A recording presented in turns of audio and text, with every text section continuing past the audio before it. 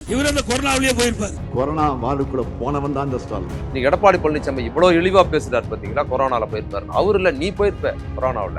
அவர் போனா பரவாயில்லன்னு தான் போனாரு. ஒண்ணுமே காட்டலங்க. ஒரு படத்தை எடுத்து காட்டுறாரு. அதுல ஒரு ஆள் கவுந்து அடிச்சு கீழே படுத்திருக்காப்ல. என்ன இது யாருன்னு தெரியுதான்னு கேக்குறாரு. மக்கள்லாம் சிரிக்கிறாங்க. என்ன எடப்பாடி பழனிசாமி அது நான் தாங்கிறாரு அவரை. கலைஞரை கூட விமர்சிச்சார்ல. ஆமா, கலைஞரை பத்தி கேவலமா பேசுறது எவ்வளவு பொய். கலைஞர் வந்து ஹவுஸ் அரெஸ்ட் தான். இது நானே சாட்சிங்க. எடப்பாடி பழனிசாமியோட தோல்வி இது கடைசி தேர்தல் மாதிரி ஒரு அணுகுறாரு. இந்த மாதிரி ஏதாவது இவங்க சொன்னோம்னா என்ன ஒரு கோவம் வரும். நாசமா போவானுங்க, அவனுக்குலாம் நல்லாவே இருக்க மாட்டானுங்க, வாந்தி பேதியில போவாங்க. வழக்கம் போல விஜயோட பிரச்சாரமும் ஒரு பக்கம் அதான்டா என்ன அந்த கேட்கலையேன்னு நினைச்சேன். அவர் வரலன்னு சிலர் அவருடைய பொம்மை. ஆக்சுவலா உங்களுக்கு ஒரு உண்மை தெரியுமா, விஜயே ஒரு பொம்மை தான். நான் வலியோட வந்திருக்கேன், வேதனையோட வந்திருக்கேன். வலியோட வருதுன்னா பல்லு வலியா, என்ன காது வலியா, வயிற்று வலியா, என்ன வலி? என் படத்தை யாரு வெளியே விடலன்னு உங்களுக்கே தெரியும் சொல்றாரு. எல்லாருக்கும் தெரியும், உனக்கு தான் தெரியல.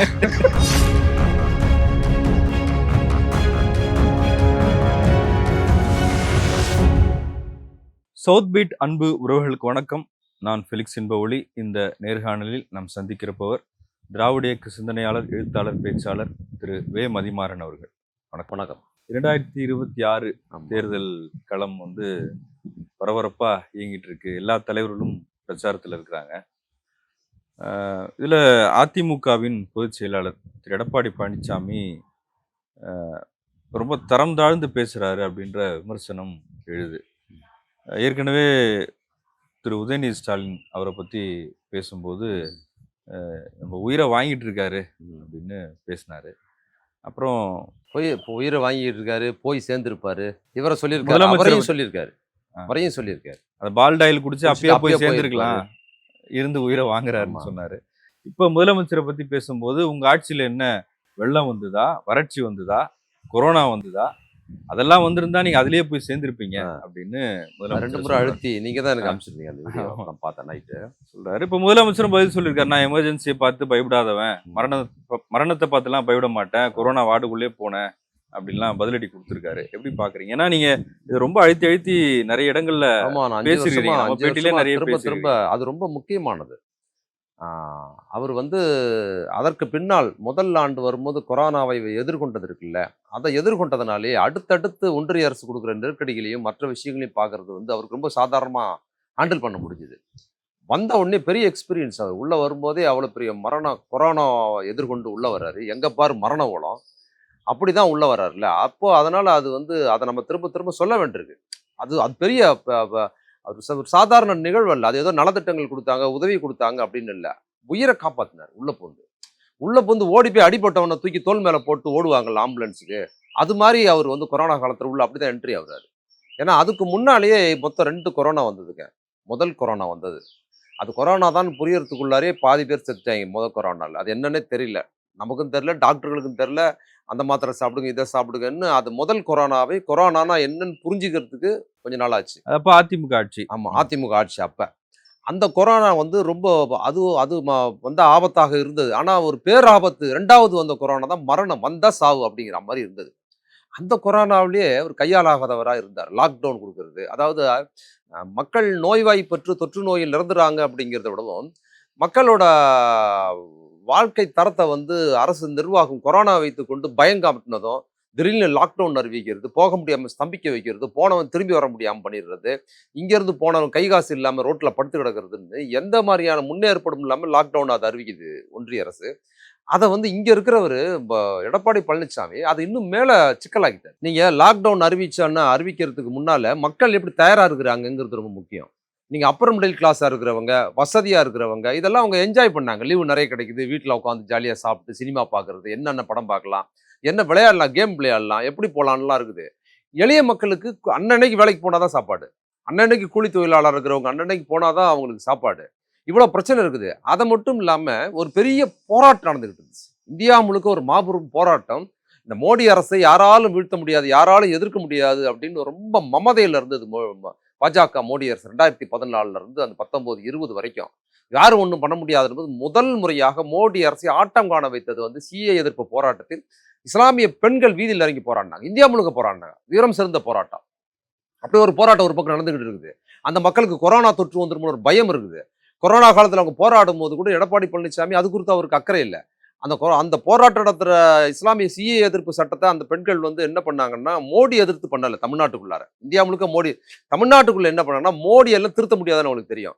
அவங்க என்ன பண்ணாங்கன்னா இந்த சட்ட திருத்தத்தை தமிழ்நாட்டுக்குள் நடைமுறைப்படுத்தக்கூடாதுன்னு எடப்பாடி பழனிசாமி அறிவிக்க சொன்னாங்க. அவர் முடியாதுன்றாரு. இதெல்லாம் வந்து இதுல ஆபத்து வந்துருது, எல்லாத்துக்கும் வருது, இதுல எங்க வந்ததுன்னு சொல்லிட்டு யாரு பாதிக்கப்பட்டாங்க, யாரு பாதிக்கப்பட்டாங்கன்னு கேட்டுட்டு அதுக்கு பிறகு தடியடி நடத்தினாருங்க. ஷாஹின்பாக் வண்ணாரப்பேட்டையில நள்ளிரவில் புரிந்து காவல்துறை தடியடி நடத்துச்சு. பார்த்தோம். நம்ம பேராசிரியர் சுந்தரவல்லி எல்லாம் கூட அதுல பாதிக்கப்பட்டாங்க. அன்னைக்கு புத்தாண்டு இரவு அவ்வளவு கொடூரமா தாக்குதல் நடத்துறாரு. அதுக்கப்புறம் பெரிய வன்முறை நிகழ்த்துறாருங்க. இன்னொரு பக்கம் கொரோனா ஒரு பக்கம் இருக்குது, இந்த அச்சம் ஒரு பக்கம் இருக்குது.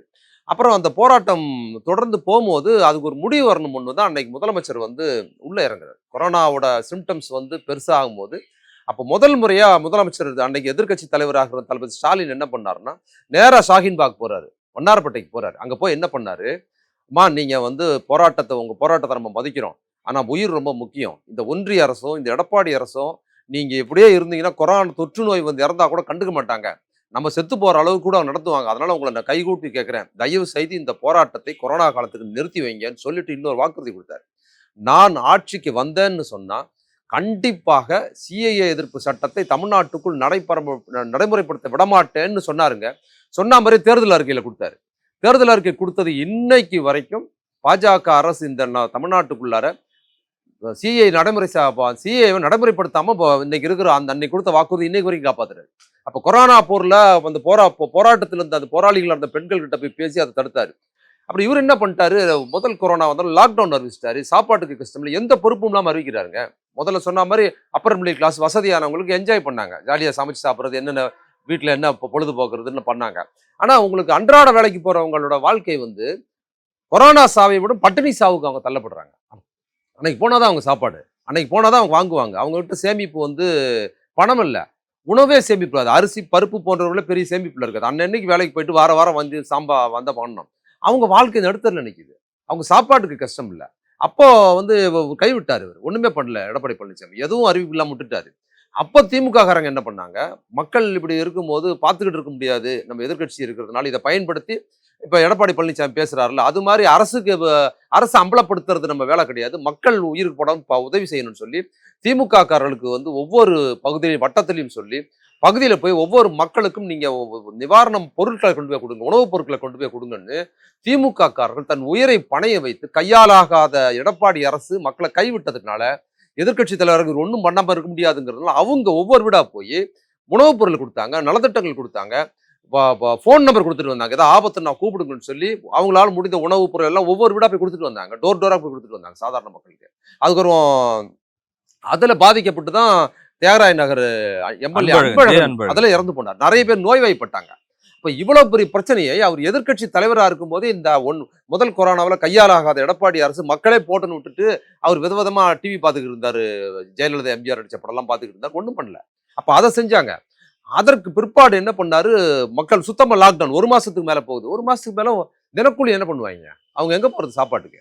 அப்ப அவர்களுக்கு ஏதாவது பணம் கொடுங்க, 5000 ரூபாய் ஒரு ரேஷன் கார்டுக்கு பணம் கொடுங்கன்னு சொல்றாரு எதிர்கட்சி தலைவரா முதலமைச்சர் இன்றைய முதலமைச்சர் அன்னைக்கு சொல்றாரு, ஸ்டாலின் அவர்கள் சொல்றாரு, கொடுங்க 1 மாசம் அவங்க நீங்க 5000 ரூபாய் கொடுத்துட்டீங்கன்னா லாக்டவுன் 1 மாசம் இருக்குன்னு அவங்க உயிர் பழச்சிப்பாங்க, எதையோ ஒன்று வாங்கி போட்டு வச்சுக்கிட்டு 4-5 பேர் குடும்பம் சாப்பிட்டுருவாங்கன்னு சொன்னா கொடுக்க முடியாதுன்ட்டு 1000 ரூபாய் தான் கொடுப்பேன், காசு இல்லைன்னு சொன்னாரு. அன்னைக்கு அறிவிச்சாரு, நான் ஆட்சிக்கு வந்தா நான் 1000 ரூபாய் கொடுப்பேன், மீதி 4000 ரூபாய் கொடுப்பேன்னு சொன்னாருங்க. வந்த உடனே அவர் போட்ட முதல் கையெழுத்து ஒவ்வொரு அட்டைதாருக்கும் 4000 ரூபாய் பணம் கொடுத்தாரு. அன்னைக்கு கொரோனாவிலிருந்து பட்டினியில் சாக கிடந்த பல மக்களை இழுத்து பிடிச்சாருங்க. அன்னைக்கு இழுத்து பிடிச்சாரு. சிஏஏ போராட்டத்தில் இருந்த மக்களை தடுத்து நிறுத்தி நீங்க உயிரோட இருக்கிறது ரொம்ப முக்கியம்னு சொல்லி அதையும் வந்து நடைமுறைப்படுத்தினார் இருந்து. அதுக்கப்புறம் பதவிக்கு வரும்போது 2வது கொரோனா வந்துச்சு. வந்த உடனே முதல் கையெழுத்து போட்டாரு, மரண கொரோனா. அந்த எடப்பாடி பழனிசாமி இருக்கும்போது 2வது கொரோனா வந்துருச்சு. எங்க பாரு, முதல் கொரோனாவிலேயே ஒண்ணுத்துக்கு லாகி இல்லாம இருந்தாரு, 2வது கொரோனால வந்தா சாக வேண்டிதான் என்பது கூட. அப்போ என்ன சொன்னார் எடப்பாடி பழனிசாமி, மக்களுக்கு அவேர்னஸ் கொடுக்குறாரு, நலத்திட்டங்கள் செய்வது, மக்களை பாதுகாக்கிறது, எந்த அமைப்பு இயங்கவே இல்லை, எதுவுமே செய்யல. நீங்க என்ன பண்ணுங்க, கொரோனா வந்துச்சுன்னா உங்களை தனிமைப்படுத்துங்க, வீட்டுக்குள்ளேயே இருங்க, வெளியே போவாதீங்க. ஒருத்தர் கொரோனா வந்துச்சு நீங்க தனிமைப்படுத்திட்டு நீங்க தனி ரூம்ல இருந்துக்குங்கன்னாங்க. இங்க இருக்கிறதே ஒரு ரூம் தான் 5 பேருக்கு. ஒரு வீட்டில் வெளிய மக்கள் வாழ்க்கை குறித்து அவருக்கு தெரியலங்க. அவர் எளிய மக்கள் நிறைய ஓட்டு போட்டிருக்காங்க அதிமுக. ஒரு ரூம்ல தான் 5 பேர் படுத்திருக்காங்க. குடும்பமே அதில் தான் நடக்குது. புள்ள குட்டி எல்லாமே அதில் தான் நடக்குது. அந்த ரூம்ல ஒருத்தர் கொரோனா வந்தாச்சுன்னா தனிமை எங்க போய் படுத்துறது? சுடுகாட்டில் தான் போய் படுத்துக்கணும். இவர் தனிமைப்படுத்துக்கணும். ஒருத்தருக்கு வந்து அடுத்த அடுத்த அடுத்த அடுத்த ஆள் வந்துகிட்டே இருக்குது. ஒன்றும் பண்ண முடியாது. அப்போ அதை தடுக்கிறதுக்கு எதுவும் இல்லாமல் ட்ரீட்மெண்ட் ஏராளமான ஏன்னா அதிகமான எண்ணிக்கையில் ஒருத்தருக்கு வந்து அவர் பரவுறாருன்னு போது அதை கட்டுப்படுத்த முடியல. வந்தவங்களுக்கு ட்ரீட்மெண்ட் கொடுக்க முடியல. வராமல் தடுக்க முடியல. இந்த கொரோனா வந்துருச்சுன்னா மரணம்ங்கிறது பெருமளவில் மரணம் நிகழ்வுது. எங்க பாரு மரணம் ஓலம். எனக்குலாம் எத்தனை ஃபோனுங்கிறீங்க? ஹாஸ்பிட்டல் இருந்தா சொல்லுங்க, இடம் இல்லை, உங்களுக்கு தெரிஞ்சவங்களா இருந்தா சொல்லுங்க அப்படின்னு சொல்லி அந்த காலத்தை நினைச்சு ஆக்சிஜன் சிலிண்டர் கிடைக்கல, ஆக்சிஜன் சிலிண்டர் இல்ல ஃபெலிக்ஸ், ஹாஸ்பிட்டல் இடம் கிடைக்கல. நீங்க ஆக்சிஜன் சிலிண்டர் கூட ரெண்டாவது ப்ராசஸ். அது முதல்ல அட்மிட் ஆகிறதுக்கு இடம் கிடையாது. வீட்டிலே எடுத்துக்கிட்டு இருக்குது. அவங்களை கொண்டு போய் சேர்க்கலாம்னா முடியல. இருக்கிறவங்களுக்கு வந்துடும். இடம் கிடையாது. ஒரு மருத்துவமனையில் நிரம்பி வழியுது. இடம் இல்லைன்னு சொல்ற சூழல்ல மக்கள் ட்ரீட்மெண்ட் இல்லாம வீட்டுல செத்தாங்க, பசியில செத்தாங்க, கொரோனா காலத்துல கொடுமையில செத்தாங்க. ஹாஸ்பிட்டல்ல கொண்டு போய் சேர்த்துட்டு அங்க ட்ரீட்மெண்ட்டுக்கான எந்த வசதியும் இல்லை. ஆக்சிஜன் அடிப்படை சுவாச பிரச்சனை தான் கொரோனால பிரதானமானது. போனவனுக்கு ஆக்சிஜன் அங்க ஒண்ணுமே இல்லை. அப்போ வீட்டில் இருக்கிற கொண்டு போய் அங்கே சேர்த்துட்டா இவங்க கொஞ்சம் சேஃபாக இருப்பாங்கன்னு அங்கேயும் சேர்க்க முடியல. சேர்த்தவனையும் காப்பாற்ற முடியல. அப்படி இருந்தது. நான் இந்த செய்தியெல்லாம் பார்க்கும்போது அந்த இணையத்துலலாம் பார்த்தா ஒரு ஒரு ஒரு 80 வயது பெரியவர் மருத்துவமனைக்கு போறாரு. அவர் போனால் அவருக்கு இடம் கிடைச்சிருது. பின்னால் ஒரு 20 வயது வாலிபனுக்கு இடம் கிடைக்கல. அவர் வந்து அதில் கண்ணீர் மல்கிற சினிமாவில் கூட அப்படி வராதுங்க. அவர் என்ன பண்ணிருக்காரு தெரியுமா? தம்பி 80 வயசு ஆயிடுச்சு, நான் வாழ்ந்துட்டேன், நீ இருப்பான்னு சொல்லி அந்த பையனை அட்மிட் பண்ணிட்டு அவர் போயிட்டாருங்க வெளியே. அவர் இறந்து போயிட்டாரு. இந்த செய்தி இருக்குது. இப்படிதான் மக்களே தனக்கு உதவி பண்ற சூழலுக்கு மாறி மக்கள் நிர்மூலமா இருக்கிற அளவுல தான் எடப்பாடி பழனிசாமி எல்லாத்தையும் விட்டுட்டு போறாரு. ஆட்சியை விட்டுட்டு மொத்தமா கொள்ளையடிச்சு. அன்னைக்கு வேலுமணி அமைச்சரா இருந்தாரு. கொரோனா கிட்டு வாங்குறதுல ஊழல் பண்ணியிருக்காங்க. இவ்வளவு மோசம் மக்கள் சாகுறாங்க. கொரோனா இருக்கான்னு டெஸ்ட் பண்றதுக்கு கிட்டு வாங்குறாங்க. அதை வாங்குறது அதில் ஊழல் பண்ணியிருக்கிறாங்க. அதுக்கப்புறம் தான் இவர் வராரு. வந்த உடனே என்ன குழுன்னு ஆட்சி நடத்துனாங்களா? வந்து அதே கொரோனா காலத்துல ஓடுறாங்க. எல்லாரும் பதவி ஏற்றுக்கிட்டாங்க. அமைச்சர்கள் எல்லோரும் ஒரே துறையை தான் வேலை பார்த்தாங்க. அது அறநிலைத்துறையா இருந்தாலும் ஒரே வேலை தான், சுகாதாரத்துறையா இருந்தாலும் சரி, நிதித்துறையா இருந்தாலும் சரி, சுற்றுலாத்துறையா இருந்தாலும் சரி, எல்லா அமைச்சர்களும் ஒரே வேலையை தான் பார்த்தாங்க. கொரோனாவுக்காக வேலை பார்க்கறது, வெளியில வந்து ஒவ்வொரு மருத்துவமனைக்கு போறதுன்னு சொல்லி இவர் வந்து போர்க்கால நடவடிக்கையா பண்ணாருங்க. உலகத்துல நான் மிகைப்படுத்தி சொல்லலை, எல்லாமே கண்ணு முன்னால் இருக்கு. அது திரும்ப சொல்ல வேண்டியிருக்கு. அப்போ போர்க்கால நடவடிக்கை அவர் என்ன பண்ணாரு அப்படின்னா, முதல்ல வந்து கொரோனா நோயாளிக்கு 4000 ரூபாய் கொடுத்து பட்டினி சாவை தடுத்தாரு. அடுத்தது என்ன பண்ணாருங்கிறது ரொம்ப முக்கியமானதுங்க. அரசு நிர்வாகம் இயங்கல. அரசு நிர்வாகமே இயங்காத போது முதலமைச்சர் வீட்டில் படுத்துக்கிட்டு கையை கழுவு தனிமையை இருக்குன்னு சொன்னா எப்படி வேலை பார்ப்பாங்க? மருத்துவர்கள் எப்படி வேலை பார்ப்பாங்க? மற்றவங்க எப்படி பார்ப்பாங்க? நம்மளே உறவினருக்கு வந்துருச்சுன்னா அவங்கள போய் பார்க்கறது இல்லை, செத்தாலும் பரவாயில்லன்னு வீட்டில் இருந்தோம். அது மற்றவங்க எப்படி பார்ப்பாங்க? அப்போ அப்படி இருக்கும்போது அவர் என்ன பண்ணாரு? அரசு நிர்வாகம் படுத்து கிடக்குது எடப்பாடி ஆட்சியில். அப்போ யாரையும் மாற்றல, எந்த அதிகாரியும் மாற்றல, அதே அதிகாரி. அப்போ என்ன பண்ணணும்னா, நம்ம வீட்டில் இருந்தால் முடியாதுன்னு சொல்லி இங்கேருந்து கோயம்புத்தூருக்கு போய் அங்கே இருக்கிற சிஎஸ்ஐ ஹாஸ்பிட்டலில் போய் கொரோனா வார்டுக்குள் தன் உயிரை பணையை வைத்து பார்த்தாரு. எதுக்காக பார்த்தாரு? சண்டடிக்கவா பார்த்தாரு? தன் உயிர் மருத்துவர் அந்த சிஎஸ்ஐ வார்டில் இருந்த சீஃப் டாக்டர் ஒரு பேட்டி கொடுத்தாருங்க. நான் பல முறை சொல்றேன், நாங்களே ரிஸ்க் நானே போடுறதில்லை, நீங்க வேணாங்கன்னு சொன்னா அவர் கேட்கவே இல்லை. பல முறை சொல்லிட்டு பிடிவாதான் போய் பார்த்து தான் பாவன்னு சொல்லி அவங்க கிட்ட பேச வர செஞ்சாருன்னு சொல்லி போனாரு. எதுக்கு போனாரு? இவர் போய் பார்த்துன்னா அவங்க பிழைச்சிருவாங்களா? இவர் ட்ரீட்மெண்ட்டா கொடுக்க போறாரு. எதுக்கு போனாருன்னா, அரசு நிர்வாகம் செயல்படல, கலெக்டர் வரல, தாசில்தார் வரல, அதிகாரிகள் யாரும் வேலை பார்க்கல, எல்லாம் வீட்டில் பயந்துகிட்டு இருக்கிறாங்கன்னும் போது முதலமைச்சர் போய் அந்த இடத்துல ஒரு கொரோனா பேஷண்ட்டே உள்ள போய் பார்த்துட்டாருன்னு சொன்னா அடுத்த நிமிஷம் அரசு நிர்வாகம் எழுந்துருந்துங்க. சரன்னு கலெக்டர் வீதிக்கு வருது. ஐயோ முதலமைச்சரே போறாரு, முதலமைச்சர் நோயாளிகளை பார்க்கறாரு, தாசில்தார் வந்தாரு, கலெக்டர் வந்தாரு, எல்லாரும் மருத்துவர்கள் அவங்க இவங்க இன்னும் அரசு நிர்வாகம் சடன்னு எழுந்து நின்று வேலை பார்க்க ஆரம்பிச்சு. அதுக்காக தான் போனார். அப்ப மீதி பேரை பிடிச்சி இழுத்தாரு. இல்ல மருத்துவமனை இல்லைன்னு சொல்லும்போது என்ன பண்ணாரு? கல்லூரிகளை, கல்யாண மண்டபங்களை எல்லாத்தையும் எல்லாம் லாக்டவுன்ல எல்லாத்தையும் கைப்பற்றி அதையெல்லாம் மருத்துவமனை எப்படி பெட்டை போட்டுன்னு சொன்னாரு. ஆக்சிஜன் உற்பத்தியை கொண்டு வந்தாரு. அதுக்கு மேல கோயில்ல வந்து அன்னதானம் கொடுப்பாங்கல்ல, ஒவ்வொரு தினமும் எல்லா கோயிலையும் அன்னதானம் நடக்கும். அறநிலைத்துறை கட்டுப்பாட்டுல இருக்க கோயில். லாக்டவுன்ல கோயில்லாம் மூடிதான் இருக்குது. அப்ப என்ன பண்ணாரு? லாக்டவுன்ல சும்மா இருக்கிற அரிசி பருப்பு எல்லாத்தையும் எடுத்துட்டு வந்து தமிழ்நாடு முழுக்க இருக்கிற அரசு மருத்துவமனைகள் மதியம் இலவச உணவு கொடுத்தாருங்க. ஏன் கொடுத்தாருன்னா, உள்ள கொரோனா நோயாளிக்கு நல்ல உணவு கொடுத்துடுறாங்க. அட்டெண்டர் போனாங்கல்ல, அவங்க வெளியே தான் உட்காந்துருக்கணும். லாக்டவுன் வெளியில எங்கேயும் ஹோட்டல் கிடையாது, டீ கூட கிடையாது, கையில காசு கிடையாதுன்னு போது இது பட்டினி சாவா மாறிடும். அவ்வளோ அக்கறை எடுத்து கொரோனாவுக்கு அட்டெண்டரா போனவங்க வாசல்ல உட்காந்துருக்கிறவங்களுக்கு மதிய உணவு கொடுத்து, அவங்களுக்கு மட்டும் இல்ல வீதியில கிடப்பாங்கல்ல, எங்கேயாவது பிச்சை வாங்கி சாப்பிட்றவங்க, மீதி கொடுத்து சாப்பிட்றவங்க, ஹோட்டல் எதுவுமே இல்லாத அவங்களும் உயிருக்கு போராடிக்கிட்டு இருந்த போது மதியானத்துல தமிழ்நாடு முழுக்க எல்லா அரசு மருத்துவமனையிலையும் அன்னதானம் மத்தியான உணவை கட்டாயப்படுத்தி போட்டு அந்த உதவியும் பார்த்தாருங்க. அன்னைக்கு அவர் மட்டும் ஆட்சி மாற்றம் நடக்கலைன்னு சொன்னா இன்னைக்கு எடப்பாடி பழனிசாமி இவ்வளவு இழிவா பேசுறாரு பாத்தீங்களா, கொரோனால போயிருப்பாரு. அவர் இல்ல, நீ போயிருப்ப கொரோனாவில். அவர் போனா பரவாயில்லன்னு தான் போனாரு. நான் போனாலும் பரவாயில்ல. நான்லாம் உண்மையிலேயே பதட்டப்பட்டேங்க. அவரோட உதவியாளருக்குலாம் மெசேஜ் பண்ணேன். ஏங்க ஆட்சியில வரணும்னு இவ்வளவு கஷ்டப்பட்டு ஆட்சி வந்திருக்கும், 1 மாசம் கூட ஆகல, இப்படி போறாருங்க, ஏதாவது வந்து என்னங்க ஆகுறதுன்னு நான் மெசேஜ் பண்ணேன் அவங்க உதவியாளருக்குலாம். என்னங்க இது தேவையில்லை, நான் உண்மையிலேயே பதட்டப்பட்டேன். வந்துருச்சுன்னா, தொற்று நோய் வந்துச்சுன்னா என்னங்க பண்ண முடியும்? யாருக்கு வந்தாலும் என்ன நோய் எதிர்ப்பு கம்மியா இருக்குல்ல, பிரச்சனை ஆகுது, எதுக்கு இவ்வளவு ரிஸ்க் எடுக்கிறாரு அவரு? நாங்களாம் பதட்டப்பட்டோம். ஆனா அவர் போயிட்டு வந்தாருங்க. வந்த உடனே அவர் முதலமைச்சர் ஆயிட்டோம், நம்ம பத்திரமா இருக்கணும், 5 வருஷம் இருக்கணும், இன்னும் அவரு வெளியே போனார்ல, வெளியில கூட இல்ல, ஒரு ஹாஸ்பிட்டல்ல போய் டாக்டர் கிட்ட இல்ல, கொரோனா பேஷண்ட்டை பார்த்துட்டு வந்தாரு. உலகத்துல எந்த தலைவருமே பண்ணலாங்க அதை. இதை நம்ம திரும்ப திரும்ப சொல்ல வேண்டும். அதுதான் திரும்ப திரும்ப சொல்றேன். எடப்பாடி மனைவி கிட்ட கூட சொல்லாம அப்ப சொல்லியிருக்காரு நேத்து எனக்கு வந்து பழனிசாமி இவ்வளவு கேவலமா பேசுனதுல ஒரு நன்மை நடந்திருக்குது. இதை நான் இந்த 5 வருஷமா அந்த சம்பவத்துல இருந்து நான் தான் திரும்ப நம்மளே பேசியிருக்கோம் பலமுறை, தொலைக்காட்சியில பேசுறது, எங்க மேடையில போய் எந்த மக்கள் மத்தியில பொதுக்கூட்டத்துல பேசினாலும் இதெல்லாம் தான் ஆரம்பிப்பேன் நான்.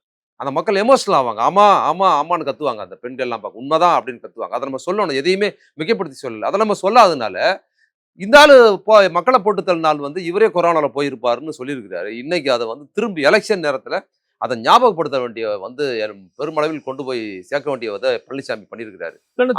அதுல அவரு முதலமைச்சரை இதுவரைக்கும் சொல்லாத செய்தி அதை சொல்லியிருக்கிறாரு. அது ரொம்ப அசிங்கம் எடப்பாடி பழனிசாமி. எவ்வளவு கேவலம் இல்ல, இவ்வளவு கேவலமா ஒரு ஒரு ஒரு அவரை குறித்து பேசுறது.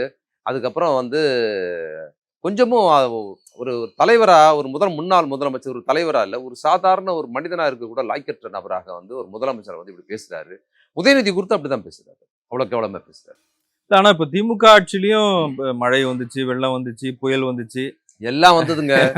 கொரோனாவும் அதாவது 2வது கொரோனா, கடுமையான கொரோனா இவர்கிட்ட தான் இருந்தது. அவர்கிட்ட 2வது கொரோனா அதை எதிர்கொண்டாங்க. அதை தான் அடுத்த கண்டினியூ. இது முடிச்சுட்டு நிவர்லான் பெருமழை, வரலாறு காணாத பெருமழை வந்தது. அதுக்கப்புறம் எத்தனை 3 மழை வந்தது. அப்பவும் என்ன பண்ணாங்க, எம்எல்ஏ எம்பி எல்லாரும் எப்படி, அமைச்சர்கள் முதலமைச்சர் எல்லாரும் எப்படி கொரோனா வேலை பார்த்தாங்களோ, அப்பா அப்படின்னு வரும்போது பெருமழை பெஞ்சு ஊர் பூரா தண்ணி. என்ன பண்ணா எல்லா அமைச்சரும் எல்லா எம்எல்ஏ எல்லாரும் என்ன பண்ணாங்க, மழை வெள்ளத்தில் சீர் பண்ணிக்கிற வேலை பார்த்தாங்க. அதுலயும் மீட்டு எடுத்து வச்சாரு. அது அடுத்த வருஷம் தூத்துக்குடியில வந்தது, சென்னையில வந்தது, திருவண்ணாமலையில மலைச்சரிவு வந்தது. இல்ல மழை வெள்ளமே திரும்ப திரும்ப வந்தது. ஏன்னா எந்த ஸ்ட்ரெச்சரும் இல்ல, பெருமழை இதுவரை மெழு பெய்து, வடிகால் வசதி இல்ல. அதுக்கப்புறம் இந்த 3 ஆண்டு அவங்க வந்து பார்த்து அந்த பெருமழையை அவங்க எதிர்கொண்டு இன்னைக்கு அதுக்கான வடிகால் முறையை உருவாக்கி இந்த 2 ஆண்டுகள்ல மழை பெருமழை பெய்தது. போன ஆண்டு பெய்தது, முந்தாண்டு பெய்தது, எங்கேயும் அந்த அளவுக்கு தண்ணி நிக்கல. நின்ன உடனே போயிடுது. இவங்களுக்கு வயிற்றுச்சல் தாங்க முடியல. அதையும் வச்சு கொரோனாவும் வெற்றி கொண்டிருக்கிறாரு, பெருமழையும் வெற்றி கொண்டிருக்கிறாரு. இன்னைக்கு வந்து இன்னொரு விஷயம் கேட்டா மழை அதிகம் இல்லைம்பாங்க, ஏதாவது ஒன்று சொல்லுவாங்க. பெருமழை பெய்திருக்குதுங்க, அதை வந்து வடிகால் முறையில கொண்டு போய் அழகா சேர்த்துருக்குறாங்க. 1 நாள் 2 நாளுக்கு மேல நிக்கிறது இல்லை தண்ணி. இவன் என்ன பெருமழை அப்பா தவிர மழை இல்லைங்கிறாங்க. மழை இல்லைன்னா அப்ப தண்ணி பிரச்சனை இருக்கு, குடி தண்ணீர் பிரச்சனை இருக்கணும்ல. ஒவ்வொரு முறையும் வருதுல, ஆட்சியில சென்னையிலேயே நம்ம குடிநீர் கை கால்கள் தண்ணி இல்லாமங்க 2020 உண்டா இல்லையா? பாத்ரூம் போனா மெல்லமா திருப்புங்க, சின்னதா திருப்புங்க அப்படிலாம் சொல்லி எவ்வளவு கஷ்டப்பட்டாங்க சென்னை நகர மக்கள் இருந்தாங்க. அப்ப மழை இருக்கும்போது மழையை எதிர்கொண்டாங்க. மழையே இல்லைன்னு சொன்னா அப்ப குடிநீர் பிரச்சனை வந்துருக்கும்ல. நீ அப்ப அதுக்கு அதுவா அப்ப மக்கள் குடிநீர் பிரச்சனை, தண்ணீர் பிரச்சனை, அவங்களுக்கு பயன்பட தண்ணீர் பிரச்சனை வந்திருக்கும்ல. தண்ணீர் பிரச்சனை வரல, அப்ப மழை பெஞ்சதுன்னு பையன் கேட்ட. தண்ணீர் பிரச்சனை நாங்க தட்டு, அப்ப மழை பெஞ்சது இல்ல, நல்லா பெஞ்சது இல்ல மழை பையன். இப்பதானே நீ சொன்ன மழையே பெய்யலன்னு. அவன் எதாவது பரட்டி பேசுவாங்க. இந்த ஆட்சி ரொம்ப சிறப்பா, அதுவும் பேரிடர் காலங்களில் ஒண்ணுமே இல்லாததை வச்சு செஞ்சாரு. அதுதான் ரொம்ப. இவங்க ஆட்சியில அதிமுக ஒண்ணும் இல்லாம மைனஸ்ல போயிடுச்சு. எடப்பாடி ஆட்சி, மோடி ஆட்சி ஒண்ணுமே கொடுக்கல. அன்னைக்கு அந்த கொரோனா காலத்தில் வந்த ஒரு 2 மாதம் வேலை பார்த்தாரு பாத்தீங்களா, அன்னைக்கு பார்த்த அந்த எக்ஸ்பீரியன்ஸ், அது அந்த உயர பணையை வச்சு மக்களை மீட்டெடுத்து பாத்தீங்களா, அதுக்கப்புறம் மீதி 4 ஆண்டு தூசு மாதிரி ஆயிடுச்சு அவர். அதோட ஒப்பிட்டா மத்ததெல்லாம் ஒரு பிரச்சனையே இல்லைன்னு அடிச்சு தூக்கி தூள் கழுவிட்டு போயிட்டாரு. உதயநிதி பத்தியும் சொன்னீங்க, அவர் வந்து உயிரை வாங்கிட்டு இருக்காருன்ற மாதிரி பேசியிருந்தாரு. இப்போ உதயநிதிக்கும் எடப்பாடிக்கும் ஒரு அப்படிதான் இருந்தது அரசியல் களம். உண்மையிலேயே அரசியல் களம் வந்து சூடு பிடிக்குது அப்படின்னா அது எங்க சூடு பிடிக்க ஆரம்பிச்சதுன்னு பாத்தீங்கன்னா, முதலமைச்சர் போராட்டங்கள்ல நிறைய கூட்டம் வருது, அவர் சிறப்பா பேசுறாரு. எங்க கான்ட்ரவர்சி எங்க வந்து சூடு பிடிக்குது அப்படின்னு சொன்னா அது உதயநிதிக்கும் எடப்பாடி பழனிசாமிக்குமான பிரச்சனை தான். அதுல உதயநிதி அரசியல் ரீதியா பேசுறாரு, எதையுமே வந்து இதுவா சொல்லல. இவர் என்ன நல்லா இருப்பியா நாசமா போவான்னு பதிலுக்கு கையாள என்ன பண்றாரு, மண்ணை வாரி தூத்துறாரு. இவர்கிட்ட ஒண்ணும் இல்ல. அவர் என்ன பேசாம போன முடியும், இப்படிதானே பேசாம விட்டுருக்கணும். நீ சின்ன பையன், இது கேட்டா என்ன சொல்றது, நீ சின்ன பையன், நீ என் வயசு, என் அரசியல் வயசு என்ன, உன் வயசு என்ன, இது மாதிரி ஏதாவது ஒண்ணு சொல்றாரா தவிர பதில் சொல்றது இல்ல. இன்ஸ்டாகிராம்ல என்ன வீடியோக்கு லைக் போட்டீங்க, ஷேர் பண்ணீங்க எல்லாம் சொல்றாரு. ஆமா, அப்புறம் வந்து நீங்க வந்து போன முறை வந்து நீ சின்ன பையன் டிஷர்ட் போட்டிருக்க, இது மாதிரி எல்லாம் சொல்லிக்கிட்டு இருந்தாரு. அவர் என்ன பண்ணாரு, ஒண்ணுமே பேசாம என்னமோ இது ஏதோ தேய்ந்து தேய்ந்து போயிருக்கு என்னமோ என்னமோ சொன்னாரு. எனக்கு தேஞ்சு போல, உங்களுக்கு தான் முட்டி தேஞ்சு போயிருக்குன்னு அவர் சொன்னாரு. முதலமைச்சர் கை நடுங்குதுன்னு சொல்லுவோம். கை நடுங்குதுன்னு சொன்னதுக்கு இவரு பதில் சொன்னாரு. முட்டி தேஞ்சிருக்கு அப்படின்னாரு. ஒண்ணுமே காட்டலங்க. ஒரு படத்தை எடுத்து காட்டுறாரு. அதுல ஒரு ஆள் கவுந்து அடிச்சு கீழே படுத்திருக்காப்ல. என்ன இது யாருன்னு தெரியுதான்னு கேக்குறாரு. மக்கள்லாம் சிரிக்கிறாங்க. என்ன எடப்பாடி பழனிசாமி அது நான் தாங்கிறாரு. அவரை பேசாம கூட இருக்கிறது இல்ல. அது நான் தான் பெரியவங்களை வணங்குறது சாதாரணமா அப்படி அந்த பெரியவங்களை தான் கட்சியில் சேர்க்க மாட்டேறிய. என்னென்னமோ கேட்குறீ. அந்த அம்மா வணங்கும் போது பெரியவங்கிற. இப்ப அந்த அம்மா இங்க வரணும்னா அந்த அம்மாவுக்கு என்ன தெரியும்? அந்த அம்மாவுக்கு எதிராக பேசுறேன்னு அவர் பொலிட்டிக்கலா பேசுறாரு. அவர் எது பேசினாலும் அவர் பொலிட்டிக்கலா தான் பேசுறாரு. ஆதாரத்தோட பேசுறாரு. நீ ஆட்சி சரியில்லை, நீ இவ்வளவு பேசுறல்ல. உதயநிதி வந்து டிஷர்ட் போட்டாரு, நீ அவர் வந்து அவரை பத்தி இழிவா பேசுறது, நீ காணாம போயிடுவ, நீ அழிஞ்சு போயிடுவ, இப்படிலாம் பேசுறதுல மண்ணவாரி தூத்துறது. நீ ஒரு எதிர்க்கட்சி தலைவர் தானே, அவர் துணை முதலமைச்சராக தானே இருக்கிறார், அவர் விளையாட்டுத்துறை அமைச்சராக தானே இருந்திருக்கு. அவர் துறை பத்தி பேச, அவர் துறையில சரியா செய்யலன்னு சொல்ல, அது அப்படி கூட உன்னால சொல்ல முடியல. பத்தி அவரு அதாவது அவர் என்னமோ அதிகாரி அமைச்சர் மாதிரியும், இவர் என்னமோ எதிர்கட்சி தலைவர் மாதிரி உதயநிதி மாதிரி. அவர் ஒரு துணை முதலமைச்சராக இருக்கிறாரு, விளையாட்டுத்துறை அமைச்சராக இருக்கிறாரு.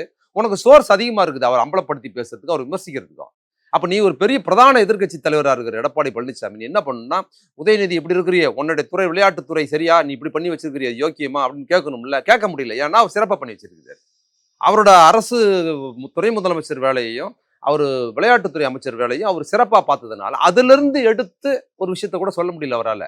ஆனா இவர் என்ன பண்றாரு, அவர் ஆட்சி லட்சணங்களை தான் எடுத்து சொல்றாரு. உன் ஆட்சியின் யோக்கியதை எப்படி இருந்தது பத்தியா, நீ அப்படிதான் பதில் கூட சொல்ல முடியலங்கிறது எடப்பாடி பழனிசாமியோட தோல்வி. இது கடைசி தேர்தல் மாதிரி அவர் அணுகிறாரு.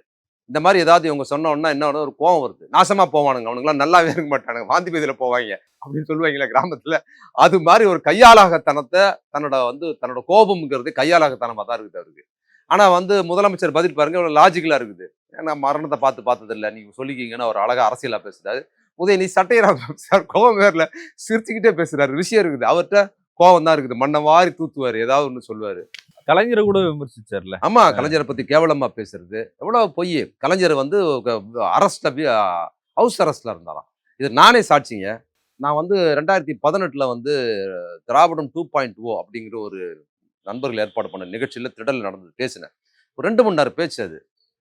அதுல திமுகவின் சிறப்பு, திமுகவோட சிறப்பு, கலைஞரோட சிறப்புலாம் பேசியிருந்தேன். அதுல கலைஞர் மேல உள்ள விமர்சனத்தை சேர்த்து சொல்லியிருந்தேன்.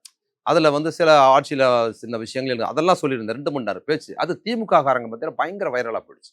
தலைவர் இன்னைக்கு இருக்கிற முதலமைச்சர் தளபதி அவர்களே அதை பார்த்து பல பேருக்கு ஷேர் பண்ணியிருக்காங்க. அப்படி ஒரு கொண்டாடப்பட்ட பேச்சர். அதுல பராசக்தி படம் பத்தி நான் பேசியிருந்தேன். பராசக்தியில இதுவரைக்கும் பார்க்காத வியூ அதை பத்திலாம் நான் சொல்லியிருந்தேன்.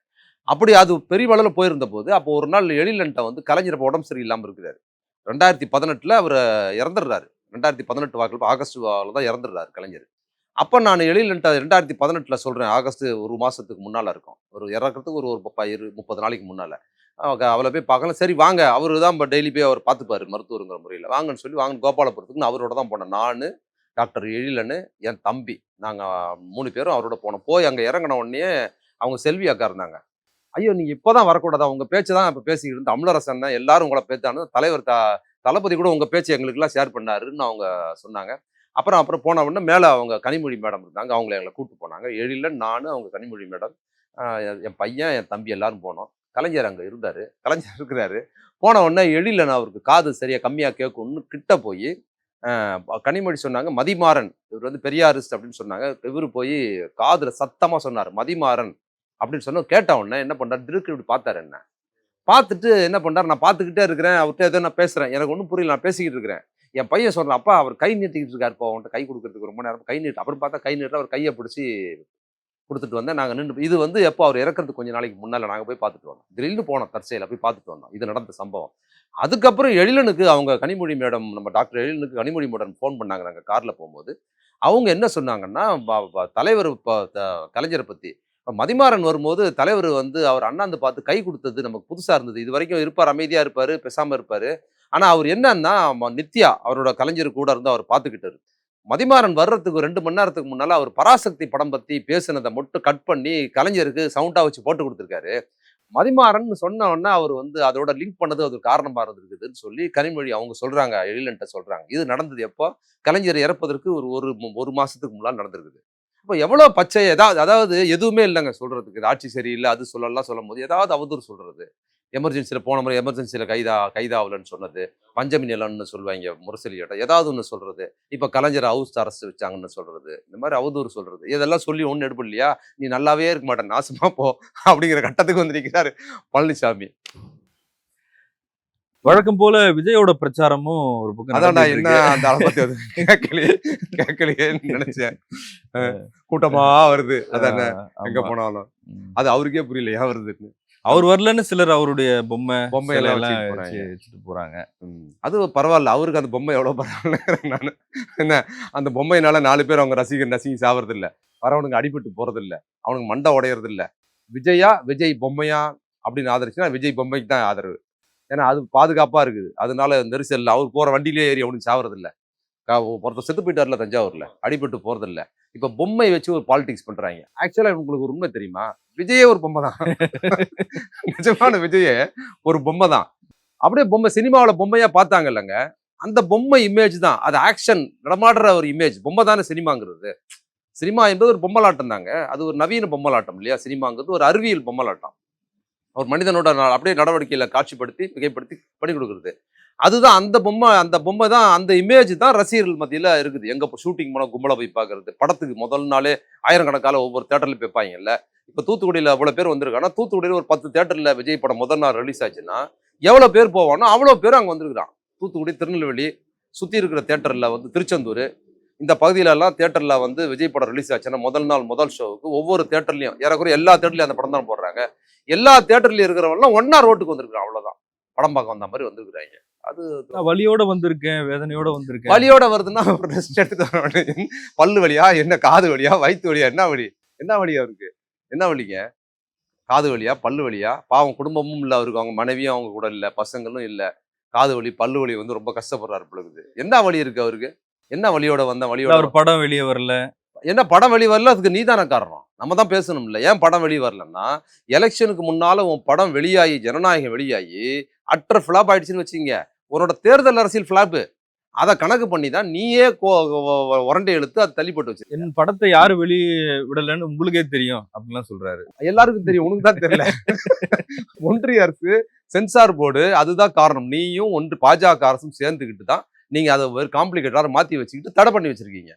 காரணம் சொன்னோம்ல, படம் ரிலீஸ் ஆகாததுக்கு காரணம்னு. ஏங்க அந்த படம் ரிலீஸ் ஆகிறதுக்கு எப்படிங்க, சினிமாவை தடை செய்வதற்கு எப்படிங்க, எல்லா தேட்டரும் அவர் ரிலீஸ் பண்றதுக்கு இருக்கிறாங்க, சென்சார் கொடுக்கலங்கிறதுக்கு இந்த மாதிரி கோமாளித்தனம் திருப்பி சொல்றாங்க. நான் முதல்ல சொல்றது தான் சொல்றேன். இப்பவும் அவர் வந்து ஒன்றிய அரசுன்னு சொல்றது இல்ல, பாஜகன்னு சொல்றது இல்ல, மோடின்னு சொல்றது இல்ல, டெல்லின்னு சொல்றது இல்ல, எதுவுமே சிபிஐன்னு கூட சொல்றது இல்ல, ஆனா சென்சார் போர்டுன்னு கூட சொல்றது இல்ல. திமுகவும் பாஜகவும் ஒண்ணுங்கிறாரு. நான் என்ன சொல்றேன், திமுகவும் பாஜகவும் ஒண்ணுன்னு திமுகவை திட்டல, அதே மாதிரி பாஜகவை திட்ட கூட சேர்த்து. இந்த திமுக எவ்வளவு மோசமாக இருக்குது பாத்தீங்களா, இவங்களுக்கு கூட்டாளியா இருக்க பாஜக எப்படிப்பட்ட ஆள் தெரியுமா, அப்படி ஒரு 2 பிட்ட போட சொல்லவே மாட்டார்ல. திருப்பி திமுகவும் பாஜகவும் ஒண்ணு, ஆனா திமுக மட்டும் திட்டுறதுங்கிறது இந்த கோமாளி தனம் தான் இருக்குது. காங்கிரஸுக்கு நிறைய பணம் கொடுத்து கூட்டணியில தக்க வச்சுக்கிட்டாங்க அப்படிலாம் சொல்றாரு. நீங்க தானே உள்ள வரேன்னு சொல்லியிருந்தீங்க, காசு நீங்க கொடுக்க பார்த்தீங்களா, அவங்க கொடுக்க பார்த்தாங்களா? காங்கிரஸை கேவலப்படுத்த மரத்துல இருக்கு. காங்கிரஸ் பதில் சொல்லியிருக்காங்க அதுக்கு. அதான் சொல்றேன், நீங்க காங்கிரஸ் பெரிய லட்சிய கட்சி அதெல்லாம் நீங்க சொன்னீங்க. இப்ப காங்கிரஸ் இழிவா பேசுறீங்கல்ல, அப்ப காங்கிரஸ் நீங்க இழிவா பேசுறது, காங்கிரஸ் அப்ப நீங்க காங்கிரஸ் இழுத்துருக்கீங்க, உங்க எங்க பக்கம் வாங்கன்னு இழுத்துருக்கிறதுக்கு முயற்சி பண்ணிருக்கீங்க. உங்க முயற்சிக்கு காங்கிரஸ் வந்து சம்மதிக்கல, பாயா அப்படின்ட்டு இந்த பக்கம் வந்துருச்சு. அதுதான் நடந்திருக்குது. உன் கூட வந்து யாருமே வரலங்க, ஏதோ ஒரு சின்ன கட்சி கூட, ஒரு சின்ன கட்சி, அந்த மன்சூர் அலிகான் அவர் இவர் யாருமே ஒரு கட்சிக்கு போலங்க, யாருமே போலங்க. வாங்க 50 சீட்டு கொடுக்குறேன், வாங்க வந்து கோயம்பேடு பக்கம் சில நேரம் போனீங்கன்னா தனியார் பஸ்ஸு, காய்கறி மார்க்கெட்டுக்கு வெங்காயம் வாங்க போன உடனே ஆம்படி பஸ்ஸில் ஏற்றி வாங்க, மதுரைக்கு குழு வண்டி, ஏசி வண்டி, வீடியோ வச்சு வாங்கன்னு ஏற்றி உட்கார வச்சுருவீங்களா, அது மாதிரி நீங்கள் கூப்பிட்டீங்க ஆம்படி பஸ்ஸில் ஏறுற மாதிரி வாங்கன்னு. நீ சும்மா கூப்பிட்டாலும் எவனும் வரதுக்கு தயாராக இல்லைன்னு நாங்கள் உனக்கு அசிங்கமா இல்லை? என்னன்னா, நீ பெரிய செல்வாக்கு இருக்கு, உனக்கு கூட்டம் வருது, இவ்வளோ பேர் கூடுறாங்க, எங்கே போனாலும் மானாவாரி ஆட்கள் வராங்க, எவ்வளோ பேர் வந்து எனக்கு பக்கம் நிற்கிறாங்க, நமக்கு தான் முதலமைச்சர் ஆகணும்னு நீ நம்புறல்ல. உன்னை ஒருத்தர் கூட நம்பலையே. ஒரே ஒரு ஆளு லெட்டர் பேட் வச்சிருக்கிற கட்சிக்காரர் கூட உனக்கு கூட வந்து கூட்டணி வைக்கிறதுக்கு தயாரா இல்லை. நீ வந்தீங்கன்னா 60 சீட்டு கொடுப்பாங்க எங்களுக்கு. என்ன 60 சீட்டு? இப்போ வந்து அந்த பவர் ஸ்டார் ஒரு கட்சி, அவர் பவர் ஸ்டாரே, நீ போயா, நீ எல்லாம் ஒரு ஆளை உன்னையோட நான் பெரிய ஆளுன்னு சொல்ற ஆள் வந்திருக்காருன்னா, யாருமே லெட்டர் பேட் வச்சிருக்கிற கட்சி கூட உங்க கூட கூட்டணி வச்சதுக்கு தயாரா இல்லை. ஆனா உனக்கு ஒரு மாசான இளைஞர்கள் கூட்டம் இருக்கிறது ஓஹோன்னு காட்டுறேன்னா, அது எலெக்ஷன்ல உனக்கு ஒன்றும் தேராதுன்னு சாதாரண கட்சிகளை புரிஞ்சு வச்சிருக்காங்க காட்டு. அதனால இந்த பேசும் பொம்மை இருக்குல்ல, அப்பப்போ வருது பேசுது, பொம்மை பேசுது, வந்து திமுக பேசுது, இன்னொரு வாட்டி அதே மாதிரி அந்த பொம்மைக்கு வந்து வயிற்று வலியோ தலைவலியோ காது வலியோ வந்துருச்சுன்னா அது சொல்லாது வெளியே, எனக்கு வயிற்று வலி, நேற்று சாப்பிட்டதுனால வாந்தியா இருக்குது, ஃபுட் பாய்சன் ஆயிடுச்சு, என்னால் வர முடியலன்னு சொல்லாது. என்ன சொல்லுன்னு தெரியுமா? திமுக சதி பண்ணிட்டாங்க, அனுமதி கொடுக்கல, அவங்க இருக்கிற வரைக்கும் எனக்கு அனுமதி கொடுக்க மாட்டாங்க, அதனால என்னால் வர முடியலன்னு சொல்றோம். இதான் அது. அதனால பொம்மை பெஸ்ட்டு. பேசும் பொம்மையோட பேசாத இந்த பொம்மை சிறப்பானது. நன்றி. நன்றி.